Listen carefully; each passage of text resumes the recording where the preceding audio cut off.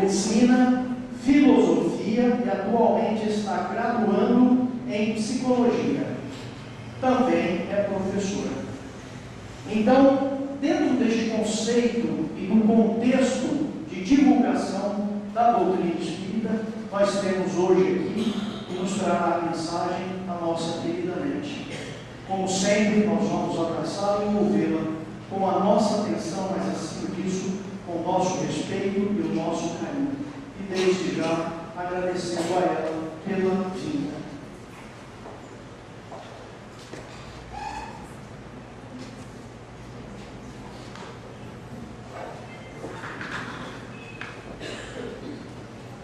Ele falou finalmente professora, não, primeiro professor. A nossa primeira vocação é professor. Então é o que nós fazemos atualmente. E vamos falar então um pouquinho hoje sobre reencarnação. Porém, normalmente, quando se fala sobre reencarnação, se fala a respeito do que é reencarnação, como se faz a reencarnação, como a gente reconhece a reencarnação, com a influência da reencarnação nos nossos relacionamentos, por exemplo, passados e presentes, as ligações familiares, coisas parecidas. Nós gostaríamos de falar sobre reencarnação, mas fazer uma abordagem um pouquinho diferente. Para que serve, na nossa vida diária, saber sobre a reencarnação? E não que a reencarnação existe, e sim saber sobre a mecânica da reencarnação. Porque muitas pessoas acham interessante. Não, é importante saber que a reencarnação existe, mas não é tão importante assim saber como é que ela funciona, como é que se dá a reencarnação. Em que isso afetaria a minha vida pessoal, por exemplo? Acreditar na reencarnação afeta sim, saber se meus filhos têm ligação no passado, se as pessoas que eu encontro têm, mas a mecânica da reencarnação afeta a nossa vida diária? Então é isso que nós gostaríamos de falar hoje. E como a gente é professora, tem um vício de quadro negro uma coisa. E eu gosto desse quadro assim de giz. É mais gostoso demais. Esses nomes não me agradam tanto. Então vamos falar um pouquinho sobre a reencarnação. E por que a gente resolveu fazer essa abordagem? Nós estávamos tendo uma aula sobre psiquiatria. Uma das primeiras aulas de psiquiatria, ele estava abordando, fazendo uma divisão, a grosso modo, do que seriam os transtornos mentais. Então, a nível de internação em hospitais, ou não. Então, ele diz assim, a grosso modo, para fins estatísticos, ou seja, não é para fim científico, nem para fim de estudo, mas para fins estatísticos, os médicos devem dizer, e aí tem uma gradação, para fazer, por exemplo, gráficos dos níveis de transtornos mentais da população, para que o governo tenha uma visão dos transtornos psiquiátricos com relação à população. Então ele descrevia mais ou menos assim: nós temos os transtornos mentais graves, que são aqueles passíveis de internação.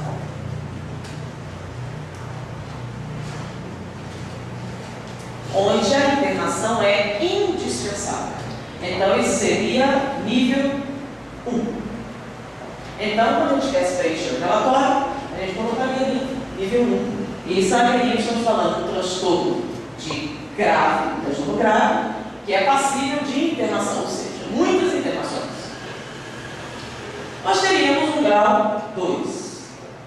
São de grave a média gravidade. Nesse caso, a internação acontece, mas é eventual. Internação eventual. E medicação necessária. Então, nos casos 1, a internação é indispensável. Nos casos 2, a internação é eventual, mas a medicação é necessária. Grau 3, de média gravidade. Nesses casos, a internação não é necessária. Ou Você tem um tratamento a nível de ambulatório. Mas você tem a medicação profilática eventual. E você tem o nível 4, que é de baixa gravidade. Nesse caso, não há internação e não há medicação. Você tem o tratamento psicoterápico. Isso não é um estudo científico, não é uma divisão científica, nem uma divisão didática. É uma divisão institucional. Então, quando a gente preenche as guias, a gente divide assim. Então, ele fez essa primeira divisão. Então, ele está explicando como é que se preenchia o relatório. Então, os alunos vão apresentar aquele relatório que você vai preencher no hospital, no ambulatório psiquiátrico, qualquer, que tenha alguma ligação governamental. Bom, depois ele foi explicar. Bom, do que trata essa divisão? Aí, ele fez a seguinte colocação. Os casos de gravidade que requerem internação normalmente surgem de 0 a 3 anos de idade. Desculpa.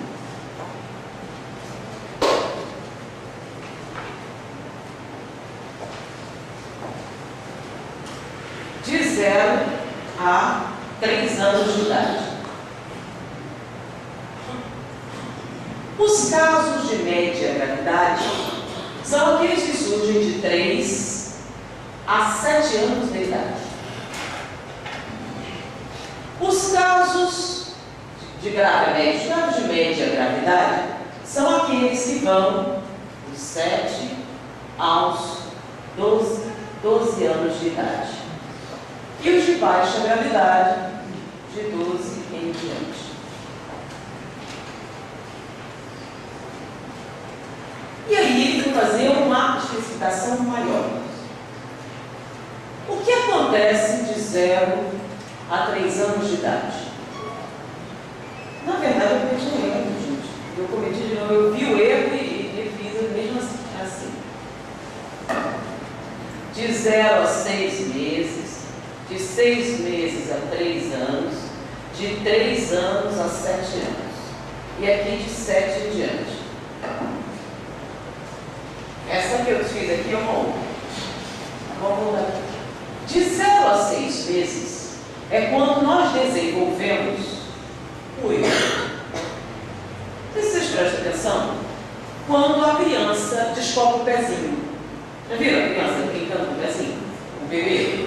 Ou descobre a mão, ela fica olhando a mão, como se a mão fosse uma coisa estranha, diferente. Então, já viram as crianças brincando com isso? Então, nessa fase de 0 a 6 meses, a criança desenvolve o eu. Ela sabe o que é ela e o que é outra coisa. Quando você tem qualquer problema na formação do eu, se nessa fase do desenvolvimento você sofre algum tipo de trauma, se nessa fase do desenvolvimento você tem alguma paralisação, você vai gerar transtornos muito graves. Como, por exemplo, epifrenia, oligofrenia, esquizofrenia graves. São aqueles que a internação é quase que inevitável. De 6 meses a 3 anos é quando você tem a formação, o reconhecimento do outro. A criança descobre que ela é um indivíduo. A mãe é outro indivíduo. Aí ela descobre o pai e outras pessoas. Então ela reconhece essas pessoas como sendo diferentes e separadas dela. Então ela já reconhece a mãe, ela reconhece o pai, mas reconhece como um outro indivíduo. Ele até olha para outras crianças. Se vocês prestarem atenção, de 6 meses a 3 anos, ela começa a estabelecer as primeiras relações com o outro. De 0 a 6 meses, ela é o quê? Só a relação individual. De 6 meses a 3 anos, ela começa a estabelecer o reconhecimento do outro. De 3 anos a 7 anos, ela começa já tem o eu, já tem o outro, e começa a fazer as primeiras interações sociais. Ela estabelece as gradações afetivas. Então, a mãe, ela é o indivíduo de quem ela gosta mais. Aí vem os outros membros da família. Então, ela começa a dar uma certa hierarquia a esses outros que ela reconheceu. Ela estabelece a sua rede social. Tá? Então, ela começa a dar diferentes interpretações emocionais para os outros que existem em sua vida. Quando você tem um problema na formação de 6 meses a 3 anos, no reconhecimento do outro, você dá origem aos transtornos de grave a média gravidade, que requerem uma internação eventual, mas necessitam de medicação para manter a sua integridade. São as esquizofrenias, diferente dessa aqui, esquizofrenias paranoicas, né? Esquizofrenias, você tem algumas psicoses, você tem alguns transtornos da personalidade graves, mas não tão graves como estes, e nesse caso ele é perigoso para si mesmo e perigoso para o outro. Nesse caso aqui, a internação é eventual, quando ele tem um surto, quando ele tem um episódio. Quando você tem um trauma, ou transtorno, ou qualquer dificuldade nessa fase de formação de 3 anos a 7 anos, você vai ter os transtornos de média gravidade, que não requerem internação e cuja medicação é eventual, como os transtornos bipolares, como algumas psicoses, algumas neuroses mais intensas, cuja medicação é necessária, porém ela não é constante, é uma medicação episódica, é uma medicação eventual, em estados depressivos mais graves, onde a medicação é necessária para você fazer uma remissão daqueles sintomas iniciais. Quando o problema surge de 7 anos em diante, nessa fase, nós já temos o eu, já temos o outro, já temos nossas redes sociais, nós estabelecemos os nossos processos afetivos. É quando nós trabalhamos a nossa personalidade. Quando nós temos algum problema nessa fase do desenvolvimento, nós temos chamados transtornos de baixa gravidade. São aqueles que não necessitam internação, não necessitam medicação, em que o tratamento usual é a psicoterapia. São as neuroses, algumas psicoses leves, em que a medicação ela é possível ou não, e é apenas sintomática, no máximo um ansiolítico, mas não é usual se dar medicação para esse tipo. Isso aqui, gente, falo de novo, não é uma divisão didática, tá? É administrativa. E o professor estava então desenvolvendo a explicação de que por que eles usaram essa divisão. Então, é uma divisão a grosso modo, tá? Existem divisões mais perfeitas que levam em consideração o desenvolvimento cerebral, que levam em consideração o desenvolvimento psicomotor, que levam em consideração o desenvolvimento mental, tá? Que são da psicologia. Essa aqui é uma divisão da psiquiatria e para efeitos administrativos. Porém, a grosso modo, essa divisão é pertinente. Tá? E o que isso tem a ver com reencarnação? A primeira vez que nós ouvimos essa divisão, ela nos calou muito fundo. Porque se vocês notarem bem, esses números aqui nos lembram uma literatura popular, espírita, que são os livros de quem? Lembra? André Luiz? Quando ele fala do quê? Do processo reencarnatório. Então, quando ele começa a discorrer sobre o processo reencarnatório, nós vemos o primeiro número. Que número nós vemos aqui? Marcante quando ele fala sobre reencarnação. A idade de 7 anos. Então ele fala da idade de 7 anos e fala da idade de 3 anos. Olha só. Lembra do processo reencarnatório?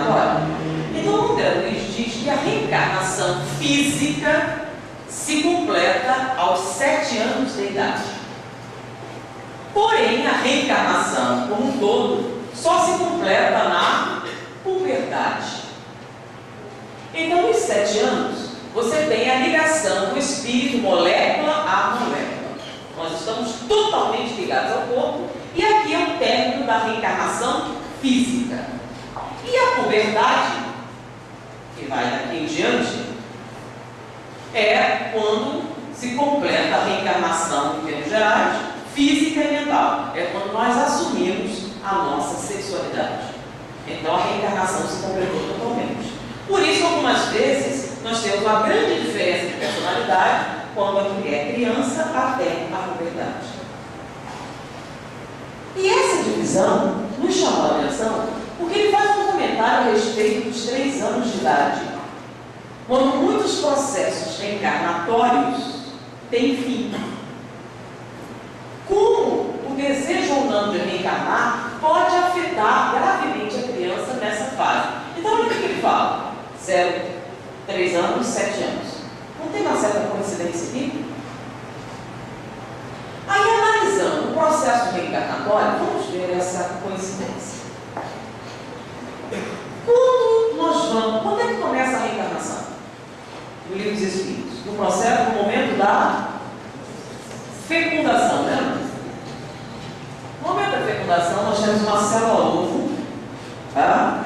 Com 46 cromossomos. Uma única célula. E é nesse momento que o espírito começa o processo reencarnatório. Eu disse começa porque a reencarnação não acontece na fecundação. A reencarnação começa na fecundação e só termina fisicamente aos 7 anos de idade. Então nós temos o perispírito. O perispírito é formado de quê? Das mesmas partes que tem aonde? No corpo físico. Então nós temos uma correspondência exata entre o perispírito e o corpo. Tanto que o que tem no perispírito tem no corpo. Se faltar no perispírito, o que acontece com o corpo? Também falta. Então, se o perispírito tiver uma lesão muito grave em determinado lugar, no corpo nós teremos o quê? O mesmo tipo de lesão. Então, para cada célula que existe no corpo físico, nós temos um correspondente aonde? No perispírito, correto? Aqui quantas células nós temos? Uma só. Então nós temos todas as células perispirituais e só temos uma célula física. Então esse espírito está ligado ao corpo por uma única célula. E as outras? E as outras todas as células? Estão aonde? Estão no mundo espiritual. Correto? Então ele só está ligado ao corpo por uma célula. Então ele está muito mais aonde? Muito mais no mundo espiritual do que no mundo físico. Correto? Aí a fecundação acontece. Na primeira semana, essa célula começa a se dividir. Ela está na trompa de Falópio. E uma semana ela vem descendo até que ela se fixa no útero. Nesse período ela se divide em 2, daí 4, daí 8, e vai numa progressão geométrica até que quando ela chega lá no útero, ela tem uma forma assim. É o que eles chamam de mórula. Mas a mórula tem algumas centenas de células. Quantas células tem no perispírito? Trilhões e trilhões de células, exatamente como o nosso corpo físico. Então esse espírito está ligado a este corpo por quantas células?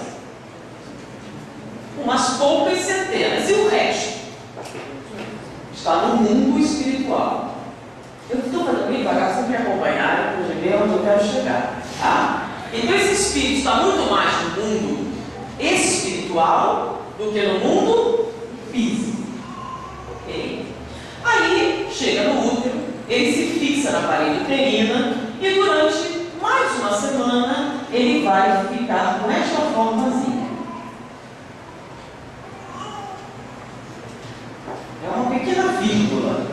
tem alguns milímetros só. E tem algumas centenas de células ali. E o espírito está ligado aqui a esse corpo, por algumas centenas de células. E as outras estão todas aonde? No mundo espiritual. Bom, quando um médium vidente, por exemplo, vê esse espírito, ele vê como essa amorazinha ou como uma pessoa? Estatisticamente falando, quando se vê um espírito reencarnando, a gente viu que aqui ele parece uma amorazinha. Aqui ele parece uma vírgula. Vocês enxergam uma vírgulazinha ou vocês enxergam uma pessoa? Normalmente. Alguém já ouviu falar nisso? Já leu alguma coisa a respeito? Eu fiz uma pesquisa. Eu perguntei para um monte de médicos. E eles sempre veem um espírito adulto. Por exemplo, o Divaldo Franco viu a reencarnação de todos os meus filhos. Viu a reencarnação de todos os meus irmãos. E ele sempre viu um adulto. Inclusive, ele assim: oi, tio, estou reencarnando. Normalmente ele faz assim, né? É um adulto que assim, ó, estou reencarnando. Todas as vezes que ele escreveu pra gente, ele vê assim. E vários médiums que ele ouviu dizem assim, a mesma coisa. O nome do espírito aparece pra ele assim: estou reencarnando. E toda vez que ele sai como? Como um adulto. Essa reencarnação atrapalha muito? São poucas células. Ah, mas se for um espírito inferior, eles dormem, mas continuam adultos. Eles não parecem uma vírgulazinha nem um monte de células esquisitas. Bom, mas essa vírgulazinha começa a crescer. E ela nasce aos 9 meses de idade. Quando o recém-nascido nasce, tá? Acabou de nascer, tem 2 semanas de nascido, quanto tempo ele dorme? Nós temos 24 horas no dia, certo? Quanto tempo ele passa a dormir? Quem tem recém-nascido aqui? Tem nenhum recém-nascido aqui na área? Mas quem teve recentemente recém-nascido na área? Quanto tempo eles passam a dormir? Se não estiverem doentes, se não tiverem cólica, se estiver tudo direitinho, quanto tempo eles passam a dormir? O mais fácil, quanto tempo eles passam a acordar? Então, o recém-nascido, bem pequenininho, fica acordado quanto tempo? Cerca de 2 a 3 horas. À medida que ele vai crescendo, né, esse tempo vai ficando maior. Ele passa a mamar mais. Então, quando ele tem 1 mês, quanto tempo ele passa acordado? Cerca de 4 horas. Eu estou falando bebê sem cólica, sem doença nenhuma. Bebezinho bonzinho, tá? Aos 6 meses, quanto tempo o bebê passa acordado? Lembra? Ele acorda, você dá banho, ele vai ter. Com 6 meses, alguns começam a papinha, mas ideal que ainda amamente, tá? Com 6 meses, quanto tempo ele dorme? Vocês vejam. Quem lembra? Vamos recordar. Com 6 meses, mais ou menos, quanto tempo eles dormem? 14 horas eles passam dormindo. 14 a 16 horas eles passam dormindo. Quando eles vêm de 6 meses a 3 anos, esse tempo começa o quê? Quando ele está com 3 anos, ele deve dormir, de maneira saudável, a recomendação, dormir quanto tempo? 3 anos. 12 horas. De 3 a 7 anos, aí ele passa a dormir quanto tempo? Ainda deveria ser 12 horas, mas o pessoal já aceita 10. De 10 a 12 horas. E de 7 em diante? Aí é semelhante ao adulto. De 10, ele começa com 10, 7, 8 anos, até 8 horas. E o que prolonga até a idade adulta. E alguns na idade adulta começam a diminuir mais, né? Concordam? Muito bem. Nesse período, a maior parte da vida do espírito é onde? No mundo físico ou no mundo espiritual? No mundo espiritual. Tem alguma exigência física aqui? Ele tem que realizar algum procedimento fisiológico? Ele dirige alguma coisa aqui? Não. É quase um processo o quê? Automático. Divisão celular constante. Não tem nenhum tipo de dificuldade nesse processo. No processo da formação do cérebro, também não. É a multiplicação celular, de acordo com o material genético. Tem grande segurança. Nessa primeira parte, você passa das 24 horas do dia, a maior parte, 20 horas, dormindo. E o que o espírito faz quando está dormindo? O que ele faz agora, quando a gente é adulto? Quando a gente dorme, o que ele faz? Ele sai e vai para onde? Para o mundo espiritual, certo? Agora imagina que tem 24 horas no dia e passa 20 dormindo. Quando ele sai do corpo, ele sai como? Sai como um bebezinho de um mês ou sai como um adulto? Como é que sai? Um mês. Ele sai como um bebê ou sai como um adulto? Ele sai como um adulto. Primeiro porque o cérebro não exige nada. Lembra? Quando é que a reencarnação se completa? Aliás, por que ela se completa aos 7 anos? Porque biologicamente, aos 7 anos, é quando você tem todas as células físicas necessárias. A partir dos 7 anos, você faz o quê? Crescer em massa. Mas aqui você tem todas as estruturas completas. Então aqui, o espírito está ligado ao corpo, molécula a molécula.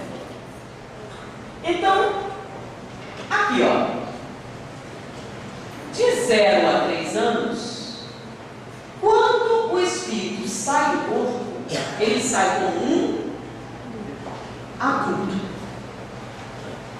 De 3 em diante, ele sai como criança. Então, esse período de 3 a 7 anos é quando gradativamente o espírito perde a consciência passada e adquire a consciência presente. Porque de 3 a 7 anos ele começou o quê? A usar. Aqui ele está formando o corpo. Aqui ele está formando o cérebro. Aqui ele está começando aqui a usar o cérebro. A exigência é maior? Muito maior. Lembra? Quanto tempo ele está dormindo agora? Metade. Então metade ele passa no corpo e a outra metade no mundo espiritual. Só que aqui o espírito começa a perder a consciência. Porque o cérebro começa a se ligar ao perispírito, lembra? O cérebro entrou em atividade e começa a exigir atividade do perispírito. Nesse momento, o espírito adulto começa a perder a noção de si mesmo e adquirir a forma da criança. Tanto que se a criança morre antes dessa época, ela vai para o mundo espiritual como adulto. Se foi dessa época em diante, ela vai como criança e se desenvolve no mundo espiritual. Isso é em Brandis, lembra? Que lá a colônia com crianças, tem crianças aqui sim, a partir de quantos anos? A partir de 5, 6 anos, se você desencarnar, sabe que é criança e vai paulatinamente se desenvolvendo novamente no mundo espiritual. Mas se for antes disso, você volta como? Como adulto. Deu para entender isso? Agora, essa é uma informação de Ana Luiz. Será que tem procedência? Princípio de universalidade de Allan Kardec. Tem alguma outra informação de origem espiritual que corrobore isso? Sim. Nós temos algumas pesquisas realizadas em torno da reencarnação. E um fenômeno da reencarnação é o das memórias espontâneas. Já ouviram falar? Crianças que espontaneamente se lembram de encarnações passadas. Quem escreve sobre isso é o Dr. Banerjee, indiano, a doutora Ellen Van Bach, que é canadense, e Ari Stevenson, que é americana. Então eles escrevem chamadas memórias espontâneas. É muito comum nas crianças. E normalmente desaparecem com que idade? É comum, elas começam a apresentar esse tipo de memória a partir dos 3 anos, né? Em torno de 2, 3 anos, elas começam espontaneamente a falar coisas da vida passada e eles falam para os pais não se preocuparem, porque em torno de, na verdade, um pouco antes, né? A partir dos 5 anos de idade, elas começam a desaparecer, que é justamente o momento, né? Que é entre 3 e 7 anos, né? Com 7 se completou, com 3 começou a exigência. Entre 3 e 7 anos, que idade nós temos? Justamente o quê? Sim. Que é a idade que os profissionais descrevem como o momento em que as memórias espontâneas começam a desaparecer. Que é justamente quando os espíritos perdem a consciência. E quando eles começam a ter o cérebro ligado a este novo corpo, e quando eles saem do corpo, o que eles são? Crianças. Aquelas memórias que essas crianças apresentam são o quê? Quando o espírito sai do corpo, ele é um adulto, certo? Então ele se lembra perfeitamente da sua vida anterior. Então, fica muito tempo lúcido e quando ele vem, ele traz algumas lembranças. Porém, à medida que ele perde a consciência, essas memórias espontâneas tendem a desaparecer. Então já temos uma segunda fonte de informação corroborando esse material de André Luiz. Ok? Pegaram? Muito bem. Então agora, vamos falar sobre esses transtornos aqui. Vamos ver que esses transtornos descritos batem certinho com essas informações de André Luiz e com essas informações da doutora Érica Lombardo, do Dr. Ariane Stiegler, do Dr. Alan Stevenson e do Dr. Morris Nessa. Quando é que nós temos o surgimento dos transtornos mais graves? De 0 a 6 meses. A explicação científica ateia é o quê? É que nesse momento no cérebro estão se formando as estruturas que vão permitir o desenvolvimento do eu, as partes mais básicas da personalidade. E se você tiver um eu fragmentado, você dá um processo esquizoide, que seria o que tinha a esquizofrenia de muito grave. Ok? Mas de que trauma estamos falando? Ele não está falando de trauma físico, e senão seria uma doença neurológica. Ele está falando de trauma o quê? De natureza psicológica, um trauma mental. É disso que ele está falando. Bom, que tipo de trauma pode ter um bebê de 0 a 6 meses? Na verdade, eles falam do útero, né? Do útero a 6 meses de idade. Ele entende alguma coisa? Ele tem algum tipo de lucidez? Imagina que eles são ateus, certo? Ele escuta alguma coisa? Eu me lembro do professor dizendo que essa coisa de memória intrauterina era bobagem, que não existia. Aí ele foi dizer por quê? Sabe por quê? Porque os bebês não têm ouvido, não desenvolveu ainda. Então como é que ele vai escutar o que a mãe disse? Sim, é uma fala dele, lógica. É porque é o ouvido da criança que escuta? Não é o ouvido da criança que escuta. Então é o seguinte, para você admitir a memória intrauterina, você tem que admitir que existe o quê? Então todo psicólogo que fala de memória intrauterina, ele é espiritualista, mesmo que ele diga que é ateu, tem que ser espiritualista. Porque se for ateu, não aceita a memória intrauterina. Tá? Por quê? Porque o feto não tem ouvido. Bom, então ele não escuta coisa nenhuma. Então se escutou, foi o espírito. Mas você tem um bebê de 6 meses, num ambiente bem barracizado. Como a gente acha que bebê não escuta nada, a gente pode falar o que quiser, né? Eu não queria que você tivesse nascido. Você é um transtorno na minha vida. Você é um entrave na minha existência. Se eu tivesse. Só que, quando você fala isso, você fala, acha que está falando para um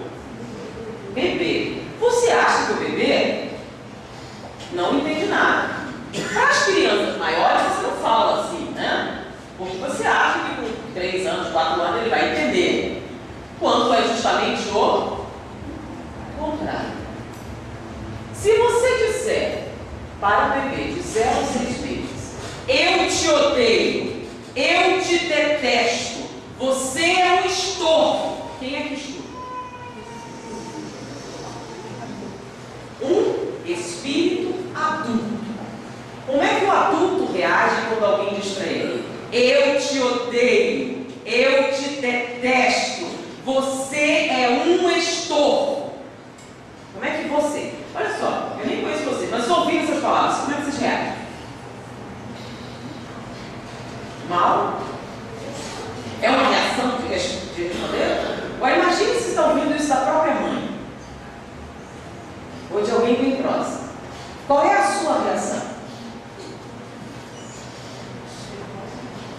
O problema é que esse espírito está realizando um trabalho muito complexo. Qual? Ele está construindo lembra? De 0 a 6 meses, ele está construindo o cérebro. Lembra? Ele está presidindo a formação do cérebro. O cérebro está em formação, os neurônios estão se multiplicando. Eles se multiplicam até quantos anos? 4, 5 anos. Olha só a coincidência, olha as datas, olha os números. Então, enquanto os neurônios se multiplicam? De 0 a 4 anos, 4, 5 anos, não é verdade? Que é justamente quando as memórias cerebrais desaparecem, é quando o espírito perde a consciência. Olha a coincidência. Que coincidência nenhuma. Não, olha só a uniformidade da informação.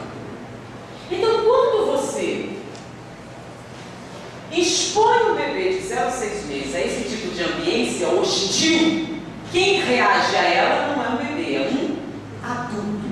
E os adultos costumam reagir muito mal aos ambientes hostis, não é verdade? Só que ele está no processo de formação do cérebro. E nesse momento, ficar muito zangado é positivo? Lembra? Que é um processo sutil de construção. Então, a sua vibração, o seu estado emocional, vai responder diretamente pela formação dessas células cerebrais.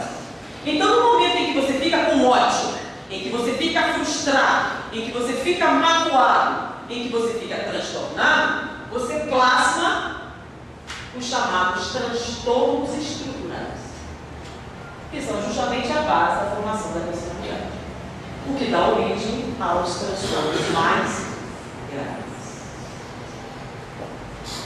Se você pega de 6 meses a 3 anos, o cérebro ainda está em formação, mas a parte mais básica já está formada. Então, se você expõe uma criança de 6 meses a 3 anos a esse tipo de ambiente hostil, quem que escuta? É um adulto, lembra? Quando é que ele começa a deixar de ser adulto? A partir dos 4, 5 anos. Então, até 3 anos ele é um adulto. Então, quando você expõe uma criança de 6 meses a 3 anos a esse ambiente hostil, quem reage a ele é um adulto. E os adultos costumam reagir muito mal. Porém, a parte principal do cérebro já foi formada, já está mais estável. Porém, essa segunda parte ainda é muito importante? Sim, é muito importante. Por isso, se você expõe o espírito a esse tipo de emoção, a esse tipo de sentimento, ele irá plasmar transtornos de grave a média gravidade. Ainda ruim. Mas se em vez de você xingar seu bebê, você xingar seu menino maiorzinho, de 5 anos mais ou menos, o que ele entende quando ele diz: eu te odeio? Ele entende o quê? Mais ou menos, até porque ele esquece a brincar e esqueceu que você falou isso. Não acontece muito com criança. Você fala: não, mas que ela esquece. Ela não compreende muito bem. Porque quando você faz isso com sua criança de 3 a 7 anos, quem é que escuta? É uma criança, com a limitada compreensão de uma criança e com a limitada reação de uma criança. É estressante? É estressante. Mas a reação emocional é a mesma? Não. Aqui ele está perdendo a consciência. E se eventualmente ele tem um momento de chamado transtorno de média gravidade. Ele não é totalmente, ele está no processo de perda de consciência. Então, às vezes, se ele tiver consciente, ele vai transformar um transtorno de média que requer um tratamento ambulatorial, eventualmente medicamentoso. Bom, de 7 anos em diante, nós temos uma criança. É claro, com a compreensão de uma criança. E daqui em diante ela está formando a personalidade. Então, se você expõe a criança a partir dos 7 anos a um ambiente hostil, o cérebro dele está o quê? Totalmente formado. As suas estruturas utilizáveis e básicas estão o quê? Perfeitamente formadas. O prejuízo não vai acontecer no cérebro e nem nas estruturas básicas da formação da mente. Vai acontecer aonde? Na personalidade. A personalidade é o uso que o espírito dá ao cérebro que ele construiu. Então, nesse caso, o transtorno será de baixa gravidade. Quando a gente fala baixa gravidade, é para a psiquiatria, tá? Baixa gravidade, e o tratamento é o quê? Psicoterapia. O que a medicação e a internação vão agir, principalmente o quê? A medicação age em transtornos de natureza estrutural. Já a psicoterapia age em transtornos de natureza pessoal, psicológica. Ok? Ou seja, é importante para os espíritas conhecer o processo reencarnatório. Então você está dizendo que o que os pais fazem cria os transtornos mentais? Não. O transtorno mental está onde?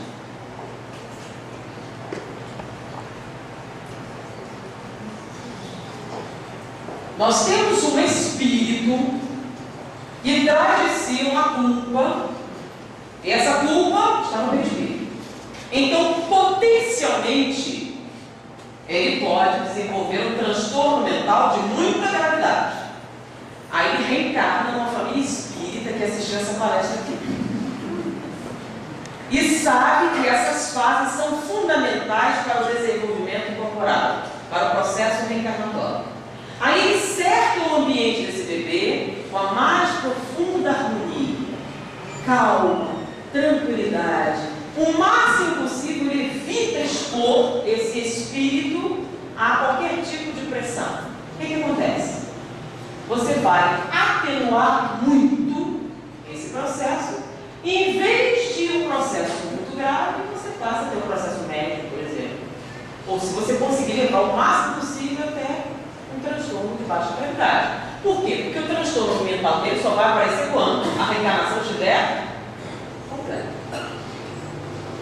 Agora nós temos um espírito com potencial para um transtorno bem leve. E você expõe ele a um ambiente altamente hostil. Então você colabora para que esse transtorno seja bem maior.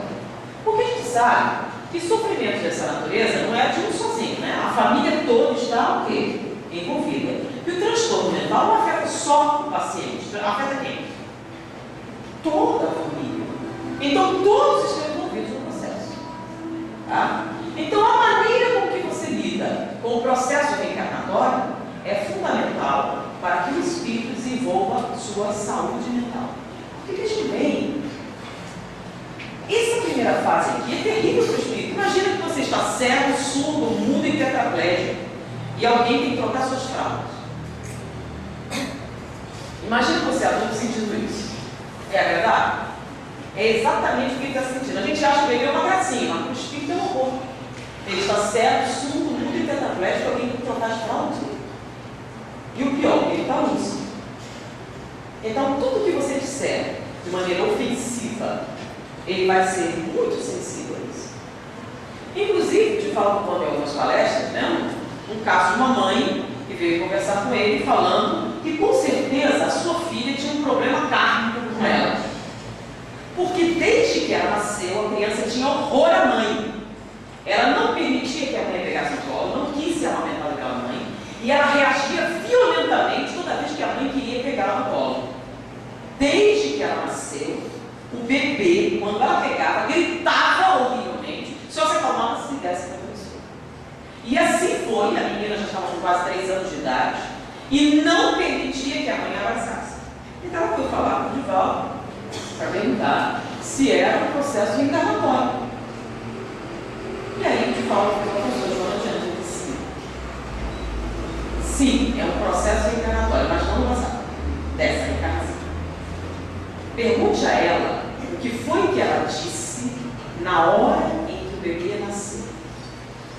Aí ele falou: eu não lembro, não faço ideia. Tente recordar exatamente o que você disse na hora do nascimento do bebê. E aí está a causa do seu problema. E ela tentou recordar, o marido não se lembrava, e ela não lembrava. E um dia ela estava se pensando muito, e ela lembrou. O neném, o parto tinha acabado, o neném saiu. O médico pegou e perguntou: é uma garotona. E ela disse: que pena.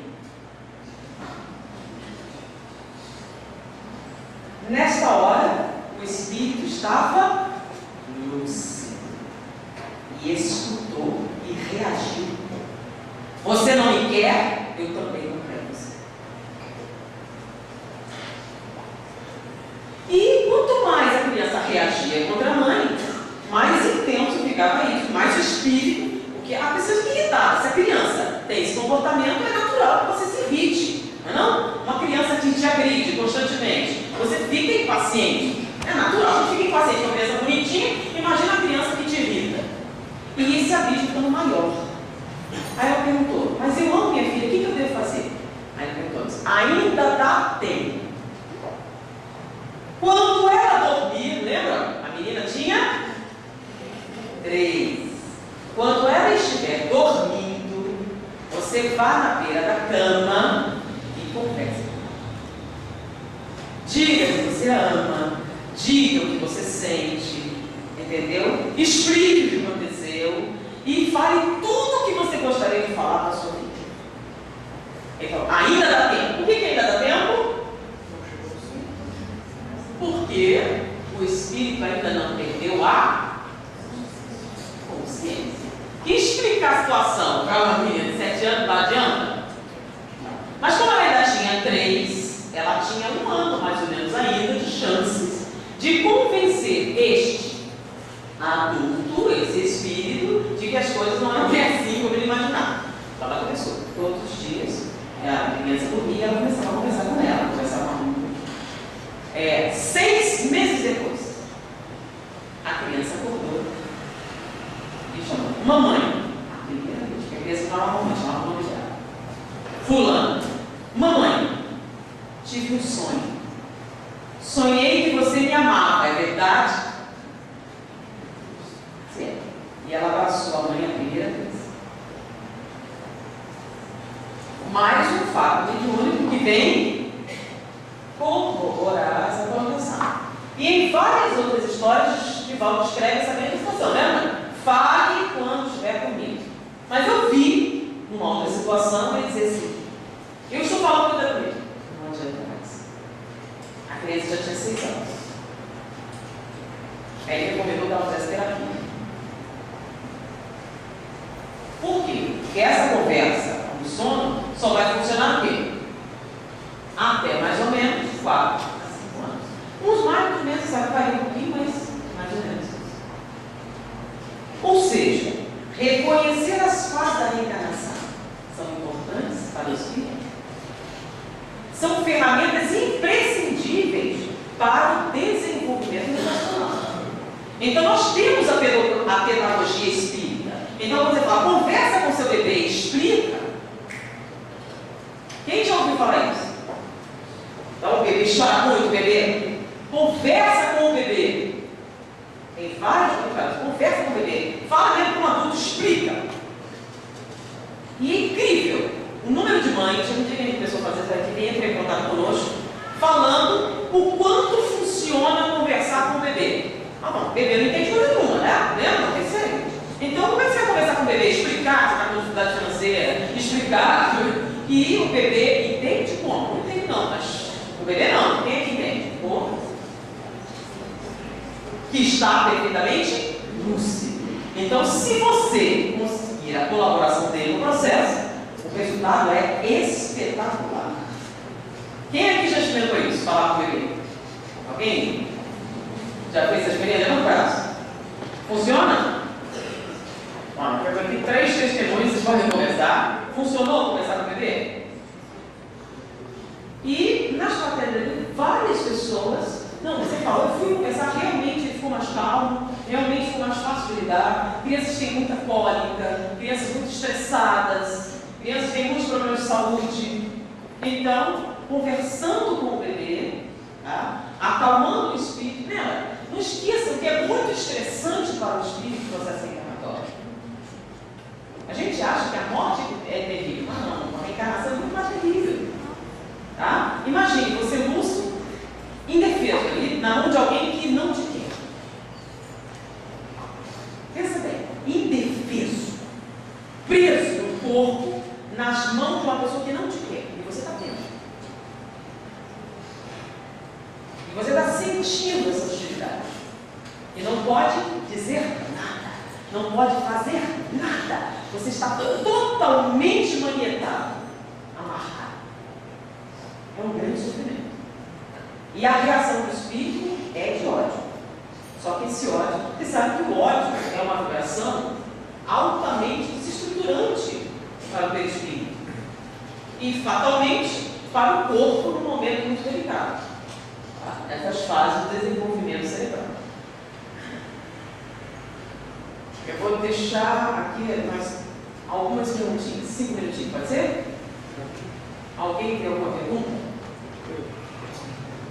Alete, a partir dos 5 anos, 6, 7 anos, admitindo a possibilidade da ocorrência de um transtorno grave, o que os pais, o que nós podemos fazer para tentar minimizar os efeitos daquela ação desagradável, daquela ação forte, além da psicoterapia que você acabou de falar? Olha só, se você tem um transtorno grave desse, que eu estou falando, há muito pouca coisa que eu posso fazer. Nesse caso muito grave, essa internação vai acontecer e acontecer muitas vezes. Se você tem esquizofrenia e você fez um diagnóstico precoce, e você pode fazer um diagnóstico precoce, vai ter que usar medicação, do jeito. A medicação vai fazer parte dessa existência. Porque quando deixa de tomar a medicação, tem crise. Tá? Então, para controlar as crises, você precisa de medicação. E vai tomar medicação o resto do tempo. Tá? A gente está tendo medicações melhores, agora é muito caro. Realmente, esse tipo de problema é um transtorno muito grande para a família. Mas se você tem transtorno de profundidade, essa primeira, segunda aqui, infelizmente a medicação vai fazer parte da vida. Eventualmente a internação vai fazer parte da vida. Quem tem esse tipo de transtorno na casa, em casa, na família, sabe disso. Tá? Agora, normalmente associado a isso tem processos obsessivos. Normalmente sim. Então, o tratamento de saneamento do ambiente da casa é muito importante. Então, ambientes em que você tem o evangelho, em que você faz um saneamento, passe periódico, tratamento espiritual sempre, que é vitalício o tratamento espiritual. Esse aí não vai sair. Ele vai entrar e não tem, por exemplo, ele vai fazer sempre, o resto da vida. Então, ele fazendo tratamento espiritual, o que acontece? Você evita que a obsessão agrave o problema que já está lá. Então, por exemplo, a gente estava conversando aqui, estava descrevendo um hospital psiquiátrico que tinha umas salas que ele cedia para centros espíritas fazerem reuniões de obsessão. E eles fizeram um gráfico do uso de tranquilizantes. À medida que o número de reuniões mediúnicas se multiplicaram na instituição, caiu o número de injeções tranquilizantes que eles tinham que dar aos doentes. Então, eles decidiram separar vários centros espíritas para terem reuniões mediúnicas todos os dias, com o objetivo de atender os doentes psiquiátricos. À medida que o processo foi feito, diminuiu muito as crises violentas que eram que eles eram cometidos. Então, ou seja, a obsessão é um fator agravante. Então, você trabalhar os processos obsessivos, evitar que isso aconteça, no máximo possível, para evitar, mas se você saneia o ambiente, se você torna o ambiente desagradável para essas entidades, você facilita, você tranquiliza muito isso. Nesse caso, a terapia de falar com o espírito, depois da cidade, não vai fazer diferença. Você vai fazer psicoterapia mesmo, vai tratar. Tá? O que você tem que fazer é a profilaxia. Você não sabe se esse espírito tem ou não tem potencial. Então você tem que saber, sabendo do processo reencarnatório, sabendo o que pode acontecer, você tem que se preparar. Então quem quer ter filhos e não quer ter trabalho, que não tenha filhos. Porque ter filhos dá trabalho.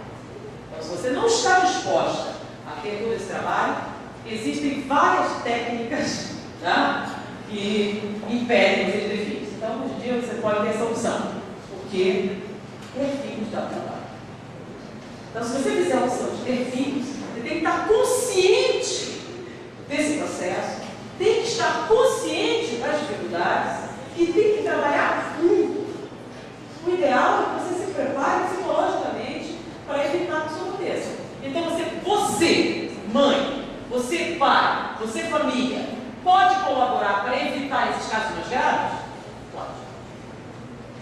Pode sim. Você, pai, você, mãe, você, família, pode agravar também?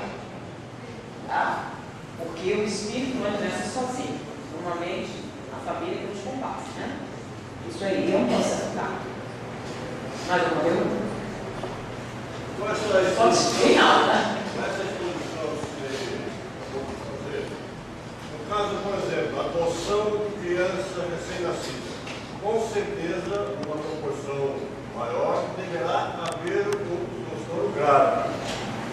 Com a nova família adotante, trabalhando essa criança, isso pode amenizar? Olha só, você falou, se a criança é adotada vai ter um transtorno grave. Não, isso depende de quem? Do espírito. Olha só, dependendo do espírito que está reencarnando, e você diz, eu te odeio, tem alguns espíritos que dizem, faça isso, meu irmão, né? Ele vai ter esse tipo de resposta? Sim ou não? Não. Então nós estamos falando de um tipo específico de espírito que já traz em si o quê? O potencial. Porque a doença mental não é você que faz, é a pessoa que aceita ou não. Então, é claro que o pai e a mãe colaboraram, mas quem é que fez o problema? Quem foi que fez? Foi o espírito. Compreende? Nós temos um amigo que é considerado o quinto maior homeopata, né? E ele fez um perfil psicológico de algumas doenças. E uma delas foi o câncer. Sabe o que ele disse? Quem não tem ódio nem mágoa não tem câncer. Porque o ódio e a mágoa são altamente cancerígenos. Então, se você não guardar nenhuma mágoa no coração, nem ódio, não terá câncer. Então, o que eu falei aqui da resposta desse espírito? Nós estamos falando de quê? Qual foi a resposta que ele deu à rejeição? O ódio é extremamente o quê? Desagregante. Então, eu estou falando da responsabilidade dos pais, mas eles são o quê? Só colaboradores. Quem é o agente? É o espírito, entendeu? Então, não é o pai, a mãe, a sociedade, os culpados do seu transtorno. Quem é o responsável? Quem é o responsável? O próprio espírito. Porque Freud bota muita culpa na mãe, né? Quando você tem problema, a culpa é da mãe. Os espíritas não concordam muito com isso. Por quê? Porque, segundo o espiritismo, cada um tem a mãe que merece, certo? Então, não é culpa da mãe. Então, nesse sentido, o que a gente está falando é sobre a responsabilidade dos espíritas na compreensão disso e de passar esse conhecimento para frente. E quando a gente faz atendimento, com gestantes principalmente, passar esse conhecimento da importância do ambiente, da importância, do cuidado com o que você diz, os jovens pais também, a importância do que ele desenvolve. Você está adotando uma criança, está vindo um ambiente hostil, depende do quê? Do espírito. Porque se fosse assim, fatal, Chico Xavier seria um treinamento psicopata, não? Quer vida mais hostil do que ele teve? Uma vida miserável, de tortura. Então, tecnicamente, esse nível de tortura que ele sofreu na infância gera o quê? Psicopatas assassinos, não? Ele tinha tudo para ser um psicopata assassino. Ele ficou? Por que não? Porque em vez de reagir com ódio, né, ele não fez isso. Então, é claro que sempre tem a opção do espírito. tá? Então o ambiente é hostil, mas o espírito escolhe odiar ou não. Entendeu o que nós falamos? É porque a gente tem uma tendência maniqueísta, né? Fechar tudo em quadradinho. Não é assim não, tudo meio, não é preto nem branco, meio cinza. Então tem de tom mais cinza, mais chumbo, e tem os mais clarinhos. Então, os pais, eles são co-participantes do processo, mas eles não são os agentes do processo. Entendeu? Então, nós podemos atenuar ou agravar o problema que está onde? No espírito. Então, se você está adotando uma criança que você não sabe de onde vem, você vai ter o quê? O duplo de cuidado para falar com esse espírito. Tá? Então, você pode doutrinar esse espírito? Claro. Pode doutrinar esse espírito. Quer ver, tem mais uma informação que confirma esse processo reencarnatório. Quantas vezes nas reuniões doutrinárias você recebe espíritos reencarnantes para convencer a reencarnar, que está desistindo? O que acontece se no processo reencarnatório o espírito desiste? Aborto espontâneo. Nós temos vários livros espíritas que tratam do quê? Da doutrinação de espíritos reencarnantes. Que se ele desistir no meio, o que acontece? Bom, mas se a criança nascer, se ele desistir aqui entre 0 e 6 meses, o que acontece? A criança definha e morre. Nós temos vários relatos, a criança define e morre. Mais de 6 meses a 3 anos, já não acontece isso. Porque o processo já está muito adiantado. Então, se o espírito desiste, ela não morre mais. Por quê? Porque o espírito já está preso. Mas o que acontece? O que é muito comum acontecer? Autismo. Que é o quê? Ele não morre mais, mas ele se nega a quê? A estabelecer um processo. E quando é que o autismo aparece? Quando é que você reconhece? 2 a 3 anos. Pouco antes disso, você tem o quê? A criança definha, até o nascimento ela tem aborto espontâneo, depois disso ela definha e morre, mas depois que o processo já está avançado, ela já não morre mais. Porém, ela não desenvolve o quê? O que nós temos aqui? Lembra? Aqui é o eu, aqui é o... O que o autista não faz? Não se relaciona com quem? Todo caso de autismo é isso? Não. Nós temos um caso relatado no livro de Floriano de Miranda, que é uma outra coisa, que a origem está no espírito que se nega ao processo reencarnatório. Ele tem medo do que vai acontecer com ele. Tá? Então ele foge. Ainda é o que nós estamos falando, é da reencarnação. Respondeu a nossa pergunta? E qual é a consequência desse espírito que não quer se reencarnar? Desiste da reencarnação? Se ele desiste da reencarnação bem cedo, é aborto. Se ele desiste nessa primeira parte, é a morte. Qual é a consequência que ele vai ter de ter desistido da reencarnação? Gente, a reencarnação é essencial, ele perdeu uma chance. Né? A próxima vai ser mais difícil, né? A gente perde o primeiro ônibus, o segundo nem sempre tem alguma boa. Aí, se a gente adiar muito, vai ter que pôr qualquer coisa, pendurada, de carona. Aí você perde a escolha. Então, no primeiro, você escolhe o assento, você escolhe se vai na frente, se vai de leito ou não. Então, você deixa para comprar a passagem na última hora. O que acontece? Pode ser que você não viaje. Então, você chega na frente e fala, eu quero uma família, uma situação financeira agradável, eu quero nível educacional, eu quero plano de saúde, eu quero isso, eu quero aquilo. Se você está na frente da fila, você tem um montão de escolhas, não é? Mas hoje em dia nós temos um problema. Se fosse em 1920, era moda. Cada casal tinha o quê? 6, 7 filhos, certo? Agora, o povo que tem plano de saúde, escola, tem quanto? 1 e olha lá, 2. Mas só tem 2 com a mulher, né? Então, ou seja, se você demorar muito, o que vai acontecer? Só tem lugar na favela. A planilha está toda ocupada, todas as vagas não foram preenchidas. E é o que sobrar. Quer? Não quer. Então fica aí com o grau sofrendo, vai ter que esperar a próxima leva.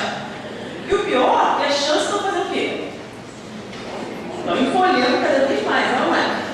E os espíritos não querem colaborar, só querem um filho. 2. Quando o cara tem 3, 9, 3.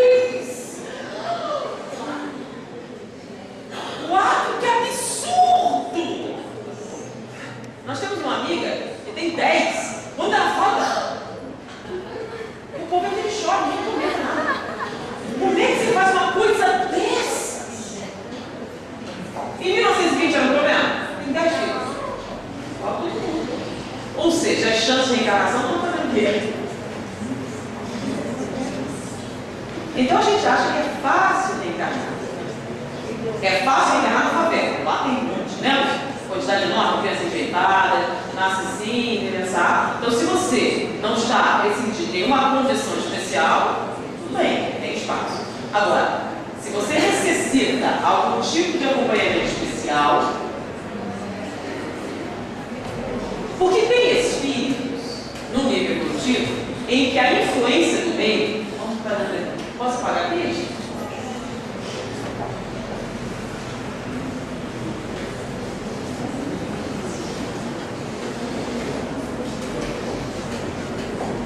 Não, mas tira aqui um retângulo, tá? Com essa diagonal aqui. Esse aqui é o início do processo evolutivo, tá? Você está na escala mais baixa do desenvolvimento evolutivo. Aqui você tem 1% de influência espiritual e 99% de influência o quê? Física. Nesse nível espiritual, a influência do meio é o quê? Definitiva no seu processo encarnatório. Correto? Aqui na metade, olha, já está aqui. Nessa fase nós temos 50% de influência espiritual e 50% de influência física. O meio interfere nesse processo encarnatório? Sim. Então, se você nascer na favela, você é uma pessoa. Se você nascer numa classe média com educação, você é a mesma pessoa? Não. Ou seja, o meio interfere na sua personalidade? Agora você está aqui no alto, ó. Você tem 99% de influência espiritual e 1% de influência física. Sempre tem influência física? Sempre. Lembra? Renúncia, auxílio, já falava da influência cá. Então, você tem 99% de influência espiritual na reencarnação e 1% de influência. Então, o que acontece? Chico Xavier, seria Chico Xavier no meio que ele nasceu? Madrasta que torturava, passou fome, aquele sofrimento atroz, e ele foi Chico Xavier, certo? Se ele nascesse rico, ele também seria Chico Xavier? Sim ou não? Sim. Por quê? Quanto maior a influência espiritual, menor a influência do meio. Para determinados espíritos, é indiferente se ele vai nascer na favela, se ele vai fazer um cara rico, ele será sempre o quê? Então nós temos Jesus era filho de um carpinteiro. E foi Jesus, certo? Certo ou errado? Jesus era rico ou era pobre? Teve que trabalhar, teve. Teve dificuldade financeira, teve. Faltou comida eventualmente. Sim ou não? Sim. Buda nasceu aonde? Ele era um príncipe, nasceu num palácio. Passou fome? Ele nem sabia o que era feiura. Não sabia o que era feiura, não sabia o que era fome, nunca tinha visto. Ele só foi ver a cara da fome a primeira vez quando ele fez 18 anos. E ele vai perguntar o que era aquilo. Ele não tinha visto nem gente velha. E ele foi quem? Buda. Ou seja, as diferenças no meio interferem da mesma maneira que aqui? Não. Entenderam a diferença? Tá? Então, essas posições do meio, isso aqui que a gente está descrevendo, é um fato. Aonde? Até o quê? Até um certo ponto da escala evolutiva. Depois disso, por exemplo, aqui, isso aqui que a gente escreveu, funciona aqui, nesse nível? Aqui, a influência do espírito é definitiva. O espírito é superior a nós. Se ele é superior, ele entende esse processo. Ele vai reagir para você? Não. Então ele vai ter esses problemas? Tá? Então, entrar não é um fator único, é um fator múltiplo. Mais alguma pergunta? Por que normalmente os problemas graves psiquiátricos ocorrem na fase adulta? Ocorrem na fase adulta? Ele explode na fase adulta. A pessoa aparentemente é normal, de repente... Na verdade, não. Nós fomos alunos do professor Mário Pelon. O professor Mário Pelon, ele é um estudioso da chamada esquizofrenia infantil. Ele diz o seguinte: a esquizofrenia aparece na puberdade. Porque os sintomas clássicos, as primeiras crises, né? Por quê? Porque o hormônio é um fator disparador no processo. Porém, ele dizia que na infância já se poderia ver a esquizofrenia. Então ele tem uma série de passos que o terapeuta tem que fazer para dar o diagnóstico precoce da esquizofrenia. Então, se você fizer esse diagnóstico, e segundo ele, você pode fazer esse diagnóstico a partir de 5 anos de idade, com 5 anos, analisando as brincadeiras da criança, você já nota o processo esquizóide. Então, se você fizer o diagnóstico precoce e começar a medicar precocemente, você pode evitar, totalmente não, mas 80% da degeneração que vai acometer ele na puberdade. E na puberdade, lembra que o espírito vem e assume? Lembra que nós falamos? A reencarnação se completa aos 7 anos, certo? Mas quando é que a reencarnação está feita?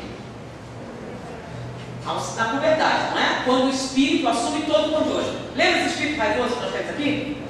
Lembra esse cérebro? Quando ele toma posse, ele vem com o quê? Vem com tudo. E aí o processo degenerativo dispara. Aí você vai ter as primeiras crises esquizóides. Porém, segundo Mário Pelon, na infância você já vê as marcas. Porque ele diz o seguinte: o que é esquizofrenia? Você tem a ruptura da estrutura do pensamento. Porque o pensamento do ser humano ele tem começo, meio e fim. O que você chama de esquizoide? É quando não faz sentido, não é? Então você tem a ruptura da estrutura do pensamento. Só que a criança é uma reprodução do que será o adulto. Se você não está bem, ela para de brincar. Mas a brincadeira sempre tem o quê? Começo, meio e fim. Quando ela acaba, ela vai brincar de outra coisa. Mas toda ela tem o quê? Começo, meio e fim. Então, quando você analisa a brincadeira da criança, e ela é caótica, ela tem a mesma quebra de estrutura do esquizoide adulto, você já tem as matrizes do futuro processo esquizóide. Então, se você fizer esse diagnóstico precoce e medicar precocemente, você pode evitar as primeiras crises que dariam um molho de pontapé inicial para certo. Você até pode deixar essa pessoa mais funcional. Veja, curar não vai, porque é um transtorno de profundidade. Mas você pode fazer o quê? Atenuar bastante o processo. O que você nota? Em aqueles pacientes que o diagnóstico não é feito, demora muito, e ele tem muitas crises, o que acontece? Quando começa a medicação, não tem o mesmo resultado que se tivesse começado precocemente. Tá? Mais alguma pergunta? Serial killer, por exemplo, pessoas assassinas, bárbaras. Não, isso é outra coisa. Serial killer é outra coisa. Tá? Não. Isso aqui são o que a gente está falando internação. O serial killer é uma pessoa muito inteligente, tem um QI muito alto. O problema dele é outro. Ele não tem noções, ele não assimila noções de moral e de ética. Mas ele pode ser médico, pode ser dentista, ele não tem nenhum problema. E você, inclusive, não vai saber que ele é psicopata. Tá? Normalmente, você até quando ele faz os crimes. Tá? Antes, não. Alguém levantou antes, mas... Tudo do aborto é a resistência? Ou tem outros fatores que incluem o aborto? Todos os abortos é uma resistência? Não. Estou dizendo assim, tem problemas que são da mãe, do pai, do menino, estou falando assim. Quando o espírito existe, você tem um aborto espontâneo. Mas o aborto pode ser causado por múltiplos fatores. Pode ser fatores alcoolismo, pode ser fatores físicos, pode ser fatores ambientais, tem um monte de fatores. Eu estou dizendo que no aborto espontâneo, esse pode ser o quê? Um deles. Mas não é a causa de todos os abortos, tá? Outra pergunta? Bom, gente,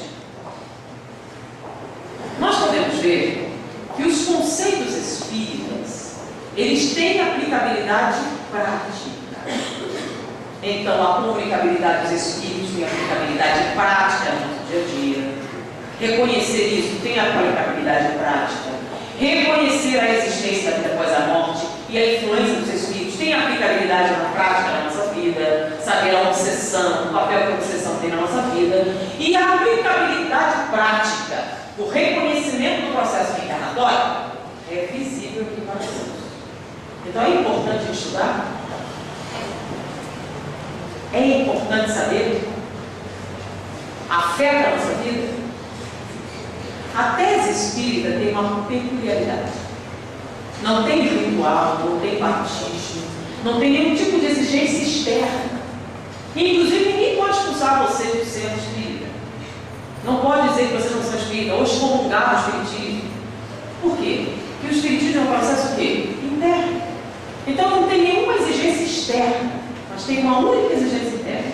É o quê? Aprender. Estudar. Porque o espiritismo é uma filosofia. Filosofia significa amor ao saber. Saber significa conhecimento. E conhecimento, segundo Platão, é uma crença verdadeira e justificada. Se você não é capaz de justificar, vocês acreditam na reencarnação? Por quê? Se você não sabe dizer porquê, não é conhecimento. Se não é conhecimento, não é amor ao saber. Se não é amor ao saber, não é filosofia. Se não é filosofia, não é espiritismo. Então, ser espírita não é frequentar o centro. Ser espírita não é tomar passe. Ser espírita não é nem distribuir sopa. O que é ser espírita? É buscar o conhecimento. Por quê? Porque o espiritismo não é só uma filosofia. É uma filosofia com consequências ético-morais. Ou seja, consequências comportamentais. Então a gente tem que buscar o conhecimento para quê? Para poder, finalmente, mudar o nosso comportamento, mudar a nossa vida e tornar a nossa sociedade mais justa, mais equânime, mais eficiente, mais cristã, mais fraterna. E finalmente, talvez, atender a Deus, nosso Pai que está no céu, e que espera pacientemente que nos dê os remédios. Muito abaixo.